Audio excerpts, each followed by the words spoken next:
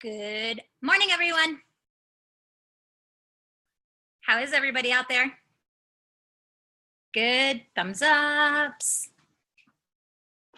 Awesome. Okay, everyone, just like clients, you all know the rules. Turn your cameras on.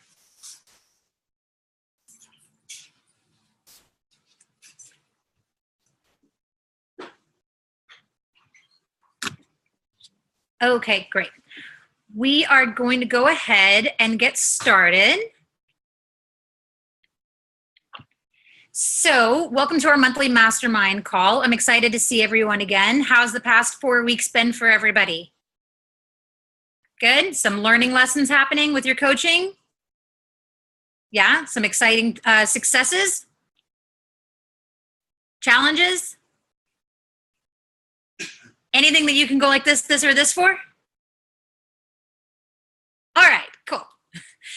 So in today's call, what we're going to do is a couple of things. We are going to go through some updates that are coming in the WildFit community, and then we're going to do our spotlight for any coaches who have completed their groups, open it up for a few challenges and successes for anyone that is currently hosting a challenge, and then we have a special guest speaker today, everyone.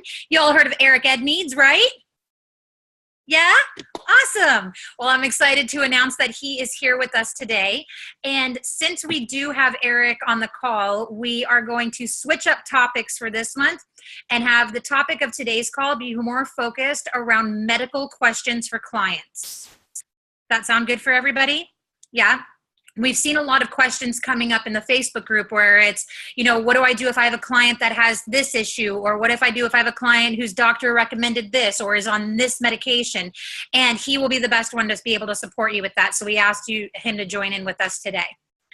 And then after that, we'll get through what our topics are for next month's call. Sound good for everyone?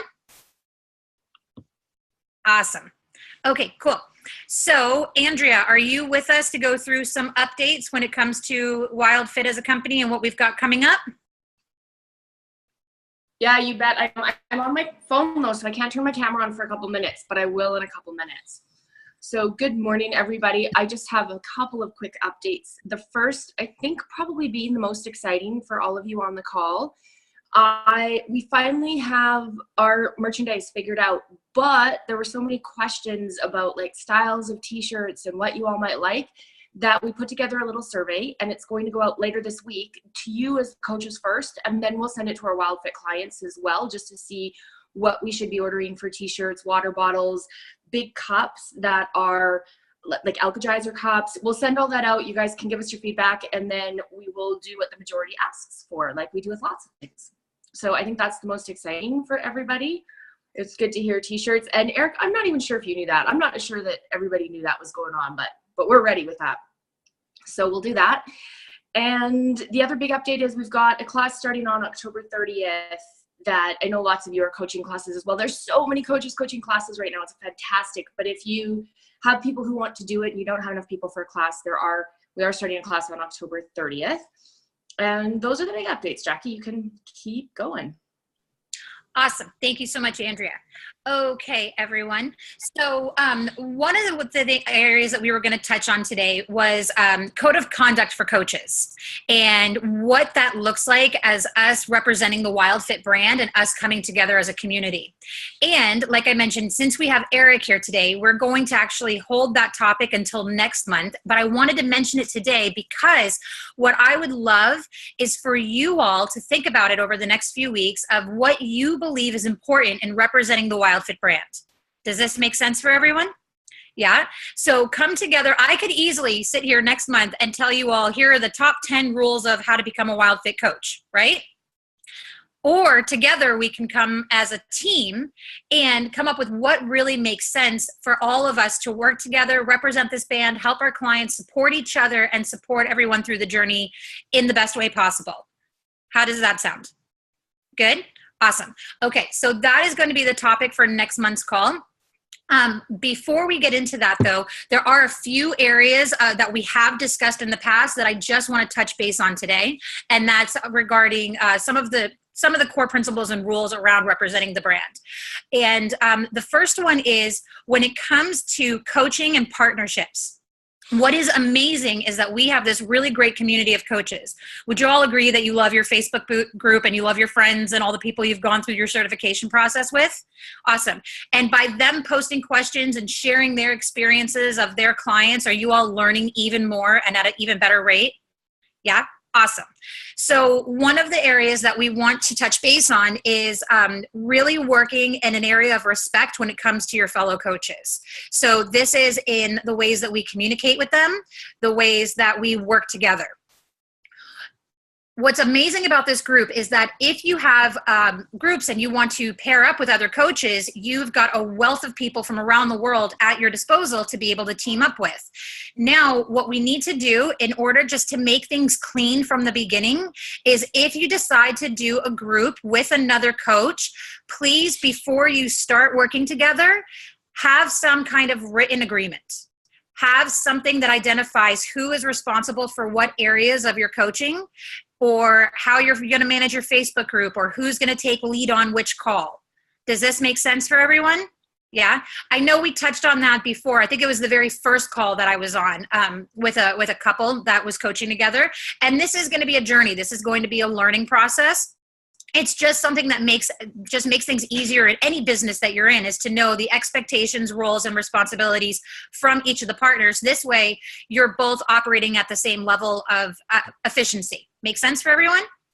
Yeah? And the more you come together as a team, the better your clients are going to feel, right? Awesome. Okay, cool. So that was number 1 or 2. And then the next bit is our Facebook groups. How many of you have been following along with some of the larger challenges that we've been doing, coached by Eric or myself? A few? Okay, great. Awesome. And you guys, can you imagine, like, that's one of the best ways to learn and enhance your coaching, because in those groups, you get hundreds of questions and comments and fun experiences and emotional challenges and food dialogue, right? So it's definitely, I mean, even if you didn't listen to a video ever and just read the Facebook group, you could become a WildFit coach in 13 weeks. So it's an amazing opportunity, and we want you to have that. And that said, we just need to clean up the processes a little bit. So you all are welcome to be a part of the groups. We encourage you to be a part of the groups. And when commenting on the groups or supporting any of the clients, I'm going to ask you all to do a few things. One is to sign any post that you complete as a WildFit coach in training. That makes sense for everyone? Yeah. This way, the participants can identify that you're not actually a part of their challenge. And we also know there's going to become a lot of you coaches. So we at a glance can know who's in there supporting the teams. Everybody good with that? Great. The next bit is, if you see another WildFit team member or coach posting comments to a client, and then you have an additional piece of advice or support or an idea for that client, if it's a little bit contradictory, make sure that you connect with the original coach that posted their first comment to discuss. Does this make sense for everyone? Yeah, because a lot of times, and as you all will know in your groups, we have private messages with clients. We have private phone calls with clients. We have talks with them on a call 4 weeks ago that sometimes not everyone is aware of. So we might be giving one piece of advice, and then all the extra love and support is completely, it's coming from a great place. However, it might be contradictory to something that we have told them privately. Does that make sense for everyone? Yeah? Okay, great. So to reiterate, Facebook guidelines for large groups or any groups that you're observing are: 1, only positive, encouraging support and comments. 2, they come from a place of being signed where it's WildFit coach in training. And 3 is, if there is another coach that has posted before you, please connect with that coach if your advice is a little bit different than what they had posted. That way, and you never know, like, you guys might be able to come together and learn something new from one another to even better support the clients. Sound good for everyone? Awesome. Okay. And then if we ask you to help us with a group, which you will know because we will have a one-on-one phone call with you and say, can you please help us with this group specifically for this amount of time? It's very clear. At that point, we will ask you to sign your name as a WildFit team member. So some of you all might have noticed that Amanda has been supporting the groups and answering a lot of the questions. Amanda was asked to do that for these particular classes. Okay? So just so that we're all on the same page. Okay, cool. Any questions on that? No? Good? Awesome. Okay, where is Heidi and Margot? Are they here today? I see Margot's iPhone. Margot, I'm going to unmute your iPhone. Oh, there she is. Yeah. Hi. So a little birdie told me that you have just completed your challenge. That's right. That's right. We have. Awesome. So I'm still at work. So, but at the moment it's quiet, so I can. Perfect. You hear me? Yeah. Yep. So can So you? Friday we have the last call, graduation call. Awesome. So how did it go for you?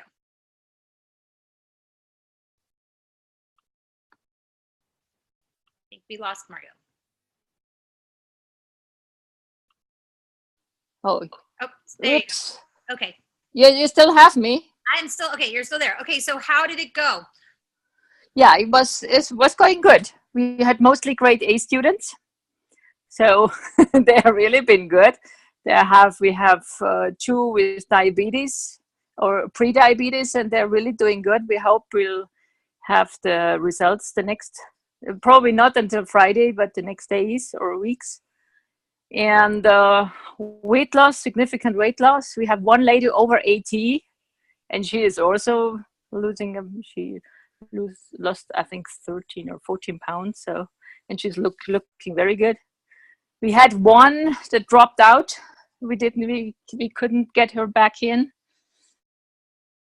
But Heidi knows her personally because maybe she's coming back in. But the rest really did well. It was very funny. We had a lot of fun. Since I had these horns and the halo, and so they were really laughing about. It was really great. That is awesome. Just so you know, you've set the standard for Food Devil and Food Angel for the rest of coaches, right? So good, I made an impact. Yeah, it's now new company policy. It was one of the best things I've ever seen. I love it. Yeah. Did you see the Eric's? Yeah, because he has. I left one in Cabarete. Awesome. The horn, yeah. It was really funny, and it's makes the people laugh. Even one time, Whooper said he didn't sign up with his name, but didn't sign in with "the devil made me do it." So that was really funny.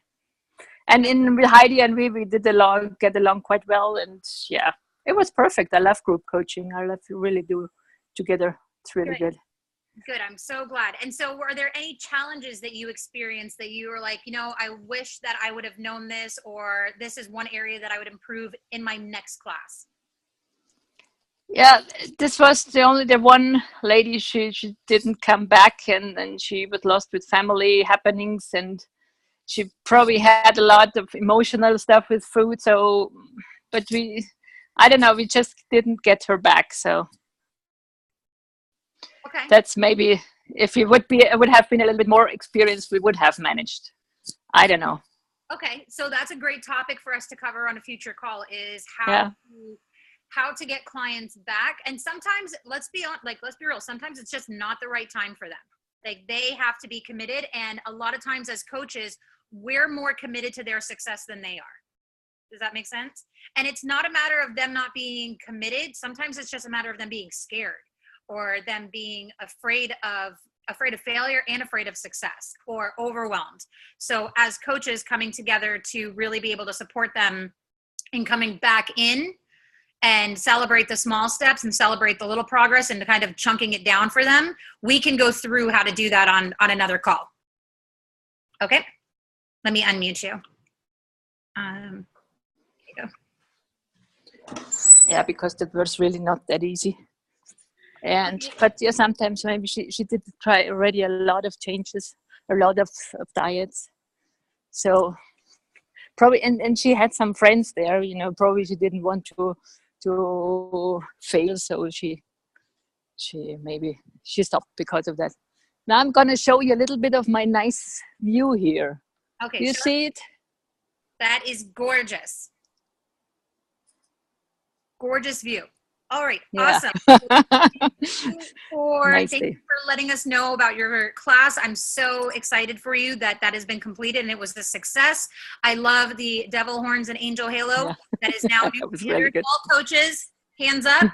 We all commit to playing full out with devil horns and angel halos in our groups. Yeah, it's funny. Okay. Awesome. And it's been a second class. Yeah, Heidi and I, and the first I did with Yvonne, so it's now my second class finished.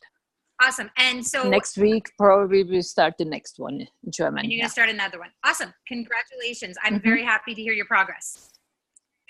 Thanks. It's great to work. It's really great. Awesome. Okay, cool. All right, everyone. Well, now that we have got Eric here, I'd like to take the bulk of this call and be able to dedicate it to him giving us advice when it comes to medical issues with clients. So get your questions ready and be ready to raise your hands. Here he is. Hey, everybody. Welcome. Nice to see you all. Before I get into the issue of how we deal with medical questions and stuff, I just wanted to touch a little bit on what Jackie was saying about code of conduct.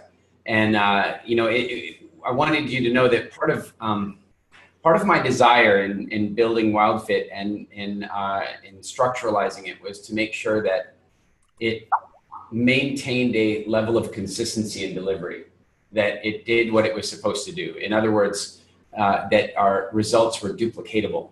And, obviously when we bring a variety of people in, there's going to be different personalities and there's going to be different ways of doing things. But what I'd like us to do is have a really nice common set of values around the way things are taking place. And one of the things I've become a little bit aware of is that I am sometimes objectionably playful with somebody. I might push them a little harder. I might say something that in the moment is very direct, but I think I'd like us in the future to talk a little bit more about how and why I do that and how I'm able to do it in a way where people are not offended by it. And this is important, how I make sure that the other people aren't offended by it. Because one of the things I learned early on in coaching is that quite often I can have a high degree of rapport with a client and I can say the thing that they needed to hear in that moment, but it might involve making an inappropriate joke or a harsh comment or using a little bit strong language. And that person knows what I was doing. They get it, but the observers on the outside are going, whoa, you're a jerk. And so there's a whole way to frame that stuff where, first of all, you're really making sure that you have the rapport that necessary to be that direct with a client. And that you also frame it correctly so that the observers around you can see that you have that rapport and then don't think badly of you because you've done it.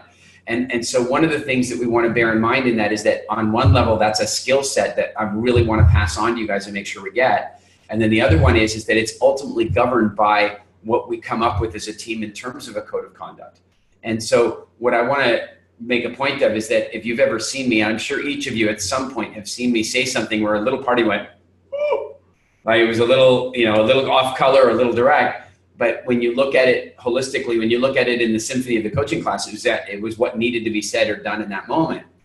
There are two reasons for that. One is that it was always for me said with love. It was always for me said with a commitment to helping that person have the breakthrough. It was never said from a perspective, from a place of my ego or a place of me trying to put them down or anything like that. And then the other side of it is that I understood the technique that I was using. And so I really want us as a team to come together and create a code of conduct that can really guide us so that when something comes up, we have this compass that says, that's how I deal with stuff. So I just want to touch on that. I'm really excited about us all as a team getting to work on that. For now, let's jump in and talk a little bit about how we deal with symptomology, disease, medical issues, prescription medicine, all those kinds of things. So if you guys have specific questions, either because you've bumped into something or because you're concerned about bumping into something, type them in here or raise your hand. But I want to start off with a couple things while you think about that. it's very important that we do not ever give anything that might be perceived as medical advice. Now, the difficulty with that, of course, is that we are very often, and I don't want to say this too strongly, but we are very often doing things for our clients that their doctors were unable to do. This is no judgment on the doctor. This is it's maybe a bit of a judgment on the doctor's education relative to the industry, but it's no judgment on the doctor. In fact, as you guys have seen, we have a number of medical practitioners that have now, become very curious about WildFit and want to bring it into their practices because they want to be able to do these things. So we walk a careful line where we are beginning to realize that there's definitely overlap when you think about healthcare. There's a real overlap between healthcare and, say, self-care or disease recovery. And so when we're dealing with somebody who is symptomatic, when they've got a specific disease or they've got a specific set of symptoms and they're looking to us for a solution, then there's a couple things I want you to be really clear about. You've heard me do this. All of you have heard me do this at some point, where I disclaim that I am not a doctor. This is not medical advice. Sometimes I get a bit jokey about it. I go, look, I need to remind you before I answer this question that I'm not a doctor or an accountant or a priest. So please understand, I kind of make a little bit of a joke about it, but I'm being really clear. And the reason I'm adding a little humor to it is to add a little light, to make it a little less heavy. But I'm also getting it on the record because, of course, the class is recorded. I'm getting on the record that I'm not making a medical statement. Is everybody clear about that? Hello? All right. So then the second thing is this. I want to give you my stock answer. And on the off chance that I say this exactly right, would somebody capture it? All right. If I don't say it exactly right, we'll find it later. But here is my stock answer when somebody says, will WildFit help me with fill in the blank? Will it help me with my diabetes? Will it help me with my fibromyalgia? Will it help me with my genetic blood disorder? Will it help me with my blood pressure? Will it help me with my sex drive? Will it help me conceive? Will it help me with breastfeeding? Will it help me heal from my surgery? Will it help me with my broken leg? So here's the stock answer. The stock answer is, it seems logical that no matter what the dysfunction in the body, that the body's capacity for dealing with that dysfunction, be it healing, repairing, recovering, or fighting, that whatever the body needs to do to recover from that situation, the body is going to do much better if it's fully nourished and fully hydrated. And so our position in WildFit is that regardless of what you're trying to cure yourself of or heal yourself from, if you get your hydration right and you get your nutrition right, your body's going to be in a much better position to serve you. Does that make sense to everybody? Right? It's a blanket statement. It applies to everything. And frankly, I don't think anybody could find fault with it. It is a very clear statement. If you've broken a bone, your body's going to heal it better if you've got good nutrition. If you're fighting a virus, your immune system's going to probably be stronger and be in a better position to deal with fighting that virus and recover from the damage that the virus might have done. So it doesn't really matter what is going on. Your body is going to be in a better position to fight it or heal from it if you have really good hydration and nutrition. That's it. That is the stock answer for everything. Now, let's get into some more specific stuff. Julie, I see diabetes is a bit intimidating. It can be. So let's remember that diabetes comes in two categories, category 1 and category 2. Category 2 was never previously referred to as category 2. It used to be called adult onset diabetes. But of course, over the last few years, as younger and younger and younger and younger and younger people started getting type 2 diabetes, they couldn't really call it, you can't really go, oh, I'm sorry, your 12-year-old child has adult onset diabetes. So now it's called type 2 diabetes. I'm sure that was the name all along, but it wasn't the common name, right? So here's the basic difference. Type 1 diabetes appears to be let's call it, it appears to be a permanent condition. In other words, once somebody has type 1 diabetes, they are a type 1 diabetic and it's not considered to be reversible. I'm not sure I completely agree with that, but as I have no evidence to the contrary, I'll accept for the moment that until somebody can prove otherwise, it's not reversible. Type 2 diabetes is lifestyle-induced diabetes. Basically, it's created by lifestyle and nutrition problems and sugar problems and so on. So when somebody has type 1 diabetes, they are generally a lot more knowledgeable about what diabetes is than the type 2 diabetic. Not that type 2 diabetics don't have a lot of knowledge, it's just that often type 1s have been living with it for a whole lot longer, and they've been managing their blood sugar and their insulin with medication for a whole lot longer, so they got a lot more experience. So what you'll find is that if you have type 1 diabetics in your programs, in your classes, that they may make certain modifications to the program based on what they have to. But I want to be very clear that if those modifications involve non-functional food, that's a problem. And here's what I mean. They may say to you, okay, I absolutely need sugar at this particular moment. I have to have it or else bad things are going to happen to me. So I'm going to go eat a Mars bar. Well, no. In that case, you would make the exception and say that should be a piece of fruit, clearly. So you need to understand that type 1 diabetics may well take a little bit of control over the way they're dealing with their diabetes while they go through the program, especially if they've been living it for a long time and really understand it. Now, a type 2 diabetic, that's, in my opinion, not a disease, it's an injury, in my opinion. And by the way, in my opinion, is a very good statement for you to be using rather than making harsh statements and strong statements, because there are people that might be, offended, or they may know better. And so I'm just being clear. I'm not a doctor, et cetera, et cetera. In my opinion, I regard type 2 diabetes really to be an injury. And so, and I believe it to be recoverable. And so if you have somebody who's a type 2 diabetic, you may also run into some issues where they, for example, are having a hard time in the early stages introducing such a huge volume of fruit. Well, let them self-modify if they must. But let's be really clear, both type 1 and type 2 diabetics have run through this program and done extremely well. Extremely well. I know a couple of type 1 diabetics that have gone, I can think of like Chuck Fletcher, for example, lost 40 pounds on the program and cut his insulin use down by something like 70%. Incidentally, using insulin is hard on the body. The more insulin he's using, the faster he's bringing on the potential long-term circulatory side effects that diabetes brings along with him. So cutting his insulin usage down by 70% is a big deal, especially the kids. I don't think he was 30 years old yet. Like, we're talking about a major impact to him. He's a raving fan of the program as a consequence. We've got many people who are either pre-diabetic, and bear in mind that if somebody calls themselves pre-diabetic, they're on their way to type 2 diabetes, not type 1. And we've had countless people that are pre-diabetic or type 2 diabetic that have completed the program and had their doctors confirm that they are either no longer diabetic or that they've moved from diabetic to pre-diabetic, which of course is ridiculous. It can't possibly be pre-diabetic because they're moving in the other direction. And so we call it post-diabetic.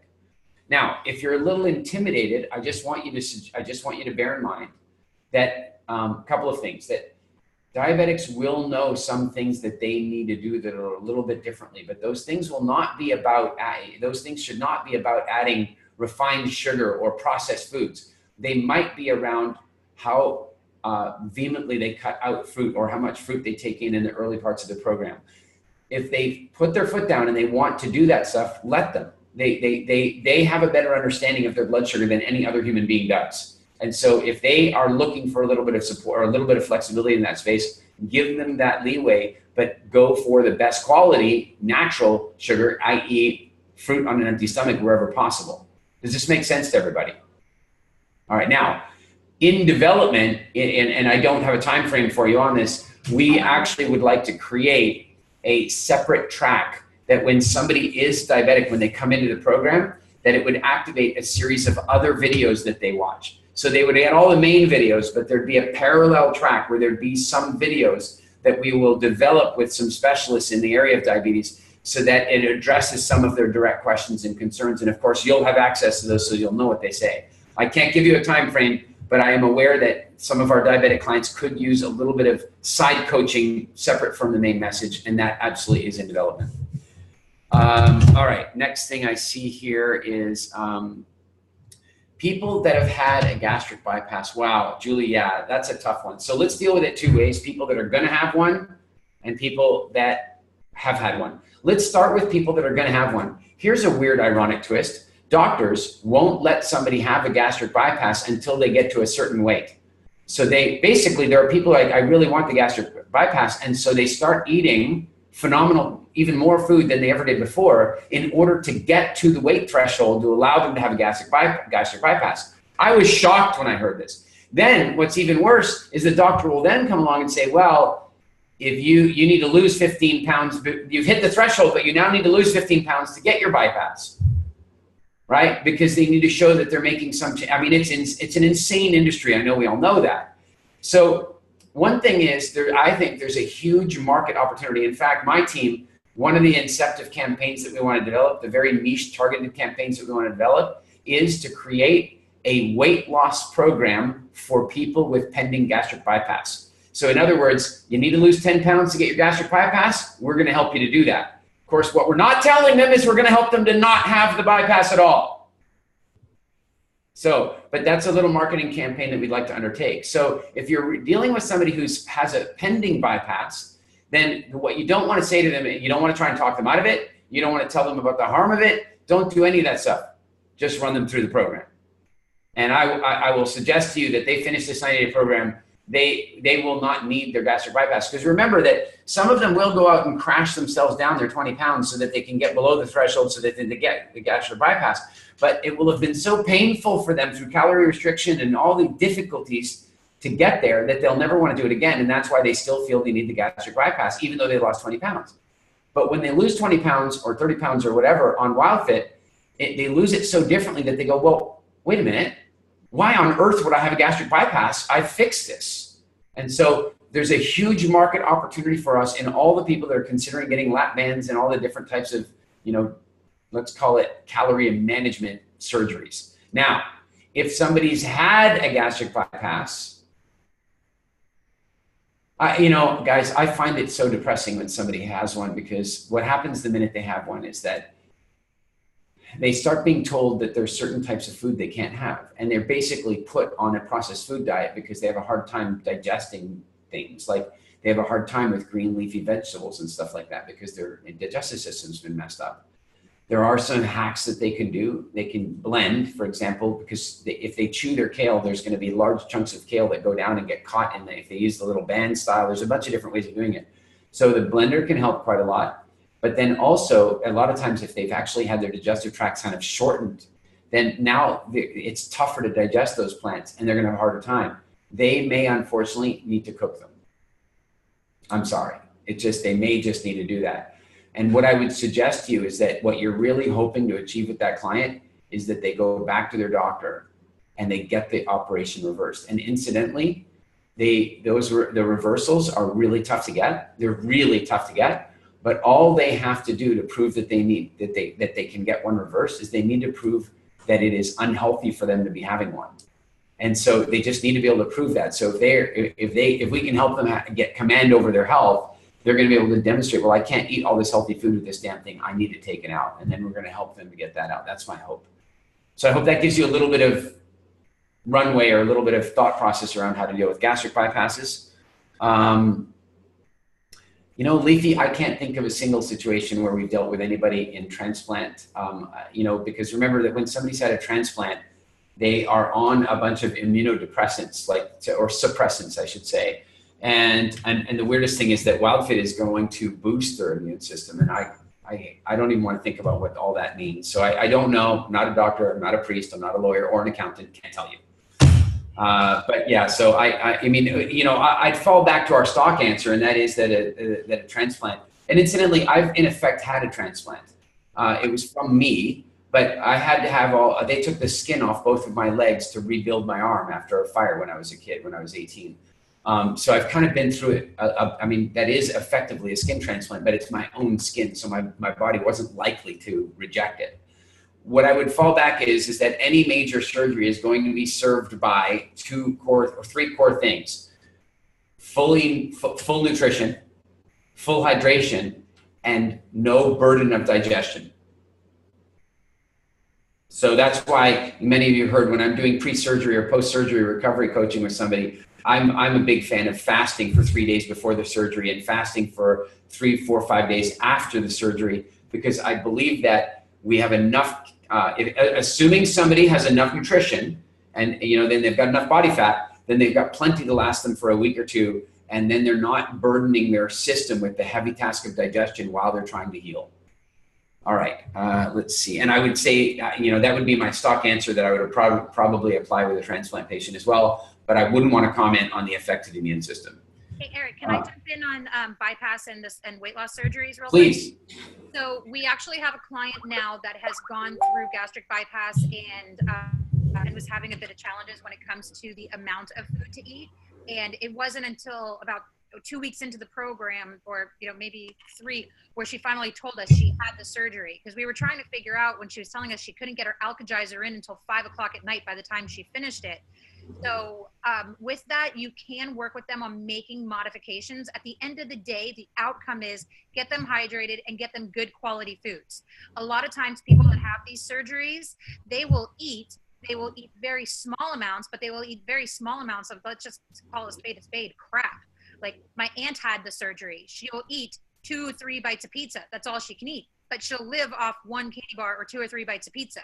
So the main outcomes are getting them more nutrition in their body and being flexible with the rules on the program. We also have a team member who has had a weight loss surgery. I do not believe it was gastric bypass. I think it might have been a lap band or a stomach something. So we connect clients with her, because she can then, it's very hard for us to relate to the physical pain that they go through when they're trying to eat. So if you need support in that, reach out to us and we can put you together. Bear this one thing in mind with any of those bypass operations, any of those digestion control things. Consider this: the people who had them were way overfed with calories and way underfed with nutrition. And now we're going to cut down their ability to eat. Where does that lead? So yeah, it's exactly right. All right, thank you very much, Jackie. So let's see here, what was next? Margot, is there a list of all diseases that we can report that there was improvement? Now, that's a really interesting thing. So I will tell you this, Margot, that when we collect testimonials, and testimonials might be direct comments to the help desk, to the Facebook page, bear in mind, guys, when you guys finish classes, really direct your happiest clients to go to our Facebook page and write reviews. We now have 115 reviews, and we have a 4.9 star rating. That's just about unheard of in the diet space, right? And so more of those are going to be really helpful. By the way, the only reason we have a 4.9 star rating is that one client accidentally gave us a 1-star rating, and she's so tech unsavvy she doesn't know how to delete it. And another one is a competitor of ours who just decided to give us a 1-star rating. We've reported that to Facebook. And another guy is just some lunatic from Victoria that's never done our program. And we wrote to him and asked him why, and he just blocked me. So I don't, but those are our only, we're doing real well on the reviews. When we collect those reviews and when we collect testimonials and when we grab comments off Facebook, we put them in a database and we tag them based on keywords. So in other words, we actually can go in and go look through comments on Facebook or wherever for diabetes and look for all this list and fibromyalgia and what have you. So Margot, I think that yes, over time we probably could create a fairly comprehensive list of the, let's call them dysfunctions that WildFit has been shown to help with. And further to that, what you will begin to see us start doing is some extremely targeted marketing at those specific things. So for example, we've had quite a lot of luck with people with arthritis and inflammation. I mean, that's a very common one for us to turn around for people. Look, you can see all the nodding head. A lot of you guys had that experience. And so the next thing is for us to develop marketing campaigns aimed at people that are searching Google for resources. And then we've also had a lot of luck with people with fibromyalgia. So same thing, diabetes, same thing. So Margot, no, there is not currently a list, but I think that is something that we can begin to work on.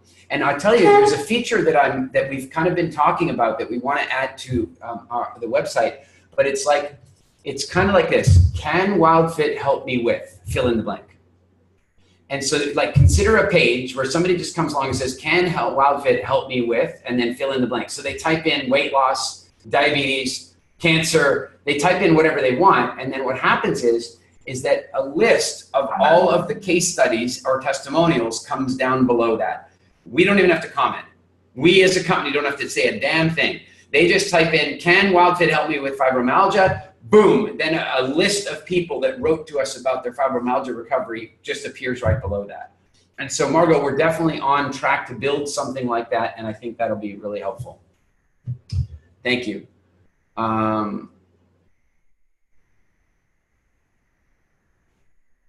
Let's see here. Oh, Julie, good news. Now, Julie, did you do that as a result of learning about that on WildFit, or is that something instinctual you did on your own anyway?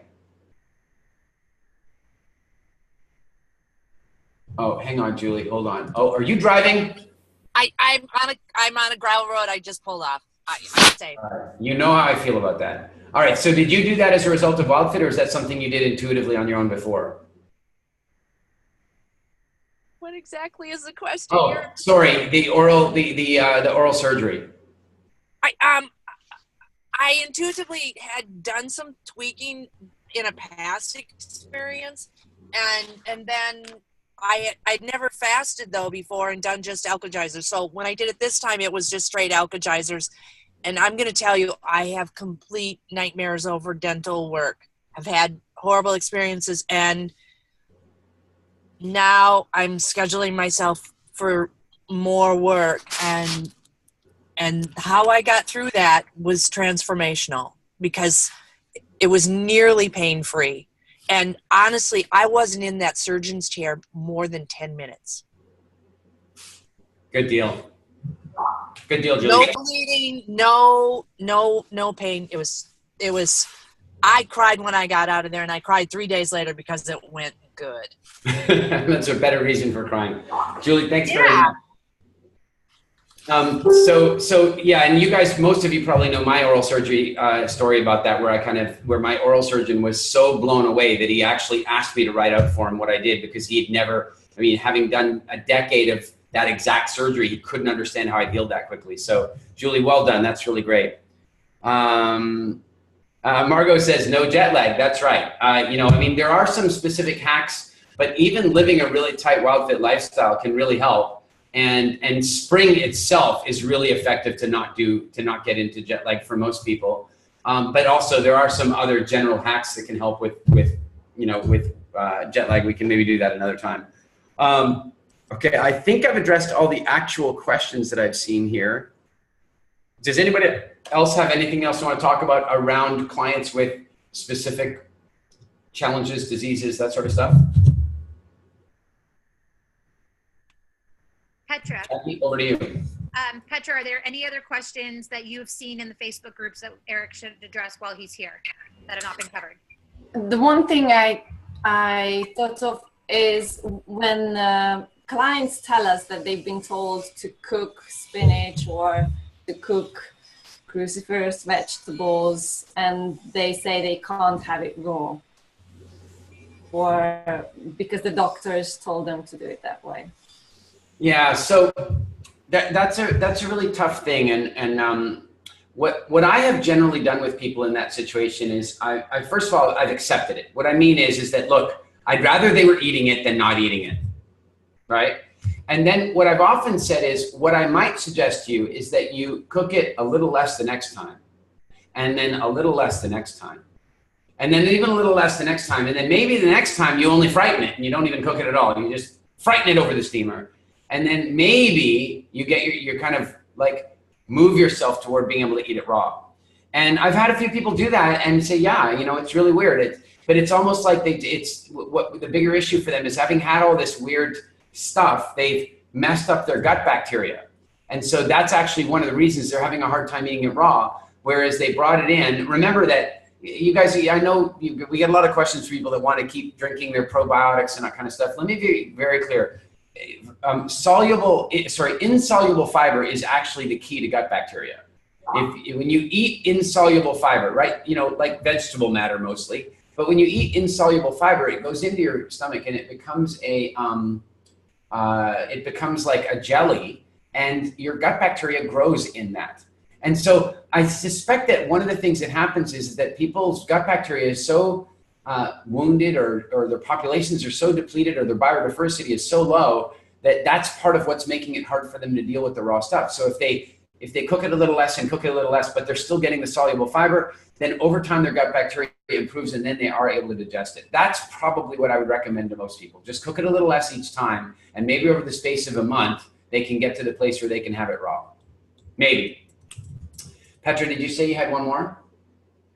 Yes, another thing that tends to come up is that when clients experience some kind of sickness or illness during the challenge, and then they are wondering what to eat then, and they are tempted to come off and go to quote unquote comfort foods.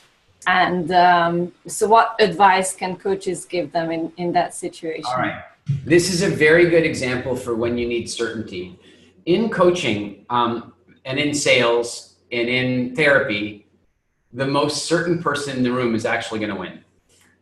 So if you've got a therapist and the client is the most certain person, the client's going to win, right?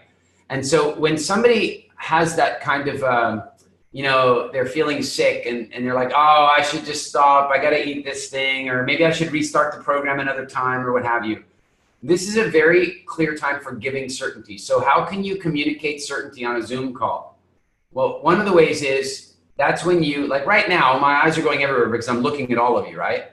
But if I now, for example, if Petra as the client just said that to me, I would immediately stop and say, Petra, listen to me. I am so glad that you're going through this right here, right now, with this community, with me here to hold your hand. Because while you might be tempted to go towards some comfort foods right now, do you see this? I'm communicating to her body, don't do it. She doesn't know that. She doesn't know I'm doing that unless she's been heavily trained. And frankly, even if she's been heavily trained, in that moment, I'm so talking to her that she probably doesn't see it. So I know that you might be tempted to go towards some comfort foods right now. What I want you to know is that by getting through this right now, you are likely to heal more quickly, and you're likely to develop the strength that in the future, something like this can't push you toward comfort foods.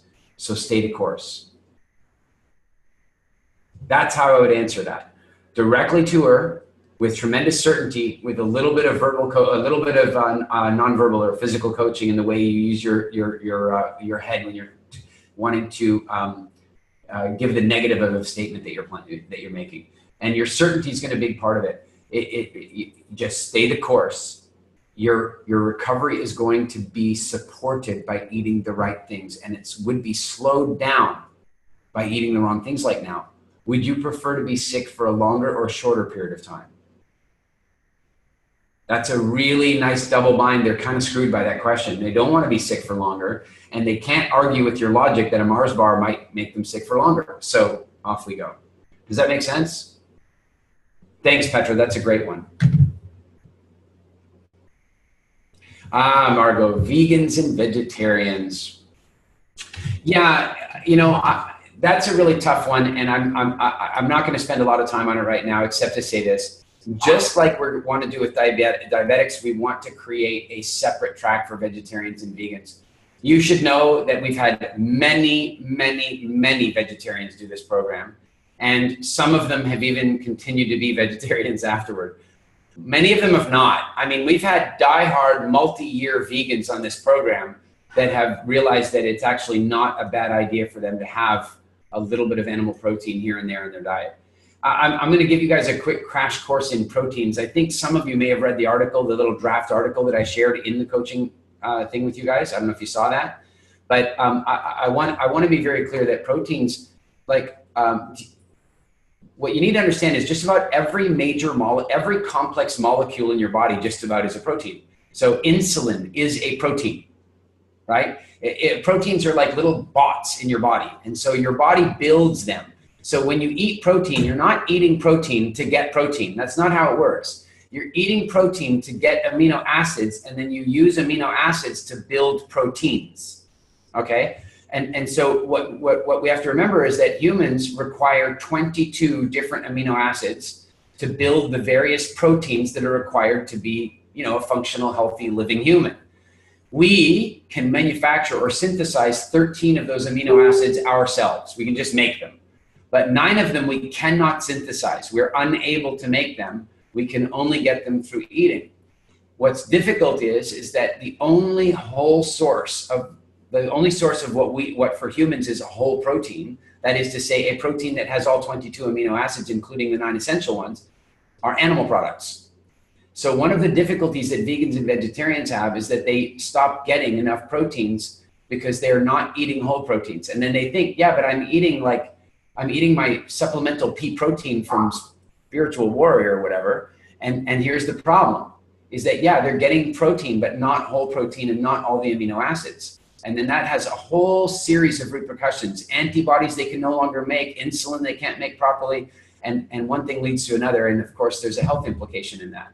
Now, we will make more videos that are directly aimed at vegetarians and vegans that are doing the program. But here's the challenge is that if you cannot get them to be a little open-minded to a little piece of fish here and there, or maybe a little piece of bison, then what you need to maybe do with them, unfortunately, is be a little bit flexible with them about beans and legumes. When we would have taken them out for everybody else, you might need to make an exception for some of the vegans and vegetarians, because it's not that you can't get all the amino acids from plants, it's that you can't get them all from one plant like you can with an animal. And so what means they have to eat a variety of different beans and legumes and stuff like that, which unfortunately are fighting their digestive system the whole time. Hence beans, good for your heart and all that stuff.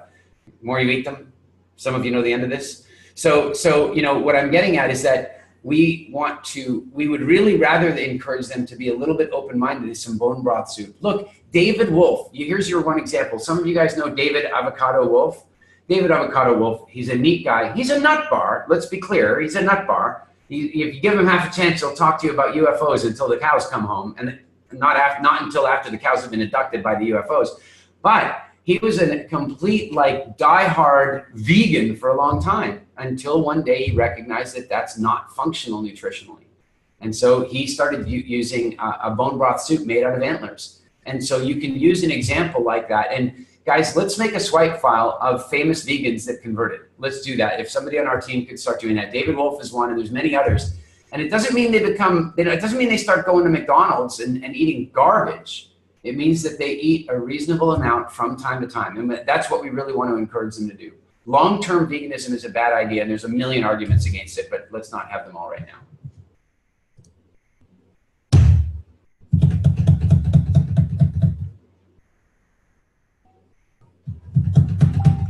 Good job, Lisa. That makes absolute sense to me.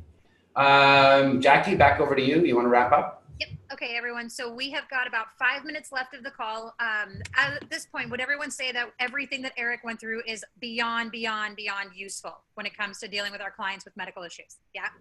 Awesome. So team, if we can, when we post the link for this call in the files tab on the Facebook group, please put in parentheses health, like Eric health advice or something along those lines, so that if someone wanted to go back and reference how to deal with different clients, they can listen to it and easily be able to find it. Okay. All right, everyone, we have got 4 minutes left. Does anybody have any questions for us regarding your coaching, your classes, or anything that we're able to support you in at this time? Okay, Margot asked about bulimia and deep emotional eating. Eric, you want that one? Here, Margot, bulimia. Do they need extra help? Yes, they need extra help. They do. And guys, we don't right now specifically target people with anorexia, bulimia. We don't specifically target them because we're not running therapy classes at the moment. And it may well be that in the future we want to bring on, and I'm sure this will happen, we will end up with therapists that are trained in those type of eating disorders that then want to come in and join our coaching staff, and then we may open up and advertise more directly into that space. But what I will tell you is that we have had a number of people come in with eating disorders, and what they have found is running through the program that one of the things that was most helpful in fixing their eating disorder was just getting enough nutrition. One of the reasons that eating disorders are so challenging is that they lead to malnutrition, which leads to survival thinking, which leads to more neuroses, which leads to more not eating properly, which leads to more malnutrition, which leads to more neuroses. And so, you know, my general view is that if you end up with somebody in your class that is bulimic, what I would suggest to them is that they make an undertaking to you. And if they can't make this undertaking, I wouldn't even take them into your class, but that they make an undertaking that they will not induce vomiting for the period of the program. You just make that commitment with them. And by the way, I know some of you think that's overly simplistic and they just won't be able to do that. Then don't take them onto your program. If you find a client like that, then don't take them onto your program. Maybe find out if I'm running a class and push them into one of ours. I'll handle it. But for you, from a liability perspective, I just want you to be a little bit cautious of that. If they're willing to make the undertaking to you not to vomit during the time that they're on the program with you, then run them through the program. And I think what you'll find is by the time they get to about week 8 or 9, you will have made such a wholesale transition in them that while they may not be cured, they will be much more empowered to turn the corner, much more empowered. So what I'm suggesting is don't target those people as a major target at the moment. We will do that in time, but for the time being, I would prefer that you stick with clients where you really, really, really can feel confident they're going to get the results. And sometimes if somebody's has a really deep-seated eating disorder, they may need a little bit more hand-holding and a little bit more depth of experience than you're able to bring to the table just now. Does that make sense? And Jackie, I'd love to hear your thoughts on this because, of course, you've been in weight loss for a long time, long before WildFit. If you want to add anything to that, I'd love to hear it. I would say that when you're wording it to the client, word it a little bit differently than Eric just mentioned, in the space of they can still take that undertaking, but realistically, if you tell someone with a really big eating disorder that they're not allowed to do something for a period, even if you told them 3 days, you're going to scare them out of doing the program.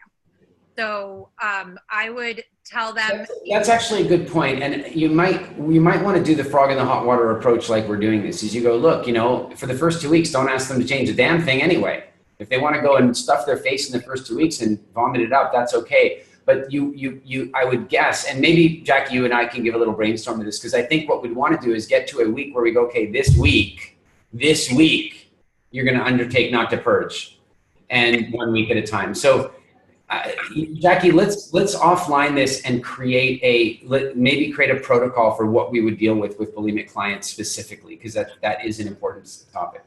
Okay, and so if you guys have any clients like that, reach out to me personally to see about supporting you, and do your best. If someone has a serious eating disorder, do your best to refer them into one of our classes until we've got that taken care of for you. We'll still make sure that you're compensated. At the end of the day, let's make sure that they're served. And by the way, one of the cool things in the future, guys, is just like I mentioned with diabetes, one of the things that we want to do in their intake form is that they're going to have the opportunity in their intake form. This is in development, but they're going to be able to tick off different things that are going on for them. Like they have, they're type 2 diabetic or they're bulimic if they're willing to tick that box. But what the idea behind that is that box would then activate in our system to send them slightly different content. So they would still get their main WildFit content, but then they would get slightly different content based on the situation that they've indicated to us. And that'll largely be driven by the quantities of people we have coming through our program. So I'll give a little thought to that. I'll definitely work with Jackie, and Jackie's absolutely right. You bump into somebody like that in your class, for now, refer them on to Jackie and we'll handle that stuff for now. Awesome. Okay, everyone. So we are at time for today. Any more questions, please post them into the Facebook group. Petra, if you can start a thread that says questions for November Mastermind, that would be awesome. And then we will go through and review them and comment and then connect with them on the next call. Also, give some thought over the next few weeks as to what is important to you in building the WildFit brand, representing it, and how would you like to do that? And how would you like your fellow coaches to do that? And then we'll come together next month and really go through the guidelines that we expect and are hoping for from a corporate standpoint, and what else can we add in from your team feedback. Sound good for everyone? Yeah? Okay. Awesome, everyone. So we will see you all in 4 weeks. Bye, everybody.